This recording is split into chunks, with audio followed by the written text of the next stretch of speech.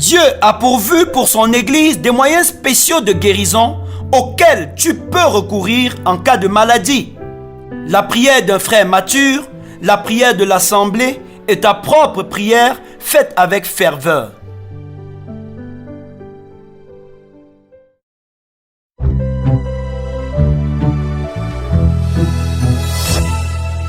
Alors, chers internautes, c'est avec un grand privilège que nous vous retrouvons ce matin pour un autre breakfast, cette fois-ci inspiré de Jacques 5, versets 13 à 16. Permettez que je puisse vous livrer la lecture dans la version Louis II. Jacques 5, versets 13 à 16, là il est écrit: Quelqu'un parmi vous est-il dans la souffrance?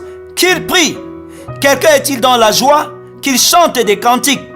Quelqu'un parmi vous est-il malade? Qu'il appelle les anciens de l'église et que les anciens prient pour lui en loignant d'huile au nom du Seigneur. La prière de la foi sauvera le malade et le Seigneur le relèvera. Et s'il a commis des péchés, il lui sera pardonné. Confessez donc vos péchés les uns aux autres et priez les uns pour les autres afin que vous soyez guéris. La prière fervente du juste a une grande efficacité. Amen. Quoique la volonté de Dieu soit que vous soyez en santé, il n'a jamais dit que vous ne serez jamais malade, puisque les hommes par leur rébellion sont susceptibles d'enfreindre les lois naturelles et spirituelles fixées par Dieu, s'exposant à divers dangers. Cependant, à cause de son amour pour les hommes, il a prévu des voies de recours au cas où une personne serait malade. Il y a des moyens auxquels tous les hommes ont accès, comme la médecine, et des recours spéciaux réservés à son Église. Et Jacques 5, versets 13 à 16 indique 3 moyens par lesquels toute personne convertie à Christ peut accéder à la guérison au cas où il est malade. Découvrez ces moyens et explorez-les. Le tout premier que nous allons lister est la prière des anciens. Si vous êtes né de nouveau et qu'il arrive que vous soyez malade, Dieu vous recommande d'aller vers les anciens. Qui sont-ils? Il ne s'agit pas des personnes qui par leurs avoirs ou leur influence ont réussi à se briguer une position d'honneur dans une assemblée. Les anciens dans l'église primitive étaient des personnes dont la maturité dans les choses spirituelles était reconnue. Ils étaient assez matures pour connaître Dieu, sa volonté, ses principes et marcher dans la sainteté.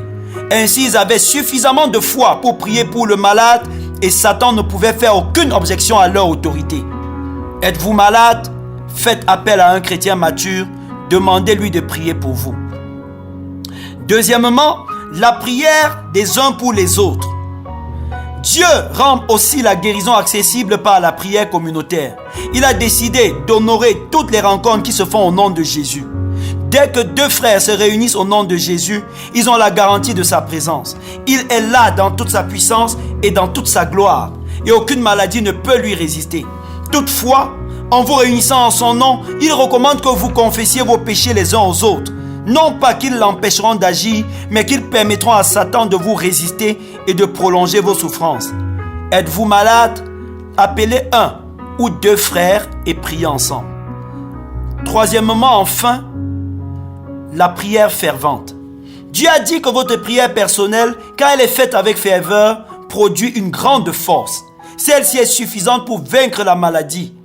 La prière fervente n'est pas forcément bruyante comme le pensent certains, mais elle est pleine de fermeté, d'assurance et de détermination. Êtes-vous malade? Priez avec ferveur. Amen.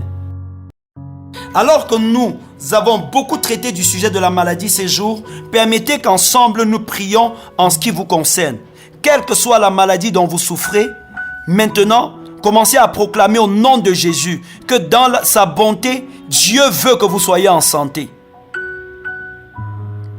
Refusez d'accepter la maladie comme étant quelque chose de normal et déclarez maintenant au nom de Jésus la volonté de Dieu sur cette maladie, c'est-à-dire qu'elle disparaisse. Priez avec ferveur en ce moment et réprimez toute maladie qui vous torturait au nom de Jésus. Demandez à Dieu de vous rendre mûr en ce qui concerne sa connaissance, la connaissance de ses principes et de sa volonté. Demandez-lui d'affermir votre foi pour que vous deveniez un agent de guérison dans sa maison.